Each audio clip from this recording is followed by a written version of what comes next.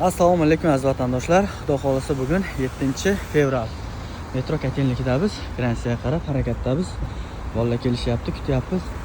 Xo'p, reklama qo'ydim. Agar video Instagramda 500 mingta prosmotr olsa, 7 ta odamni Gransiyaga bepul borib kelaman deb ko'pchilik kuldi, nevozможно deb.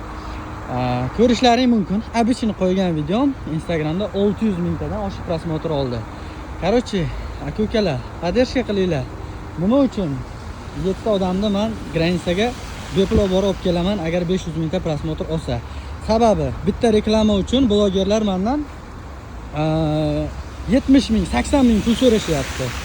Men ularga 70 ming, 80 ming pul berib reklama qildirgandan, undan o'zim reklama qilmoqchiman. Misol uchun sizlarni поддержкаларing bilan поддержка qilinglar akalar. Xudo xolasa har bitta agar qo'ygan videom 500 mingta prosmotr olsa, 7 ta odamni Gransiyaga bepul olib kelaman deb aytsam, ana shu video prosmotr olsa bepul olib kelaman akalar. Короче, xizmatlaringda biz murojaat qilishlaring mumkin.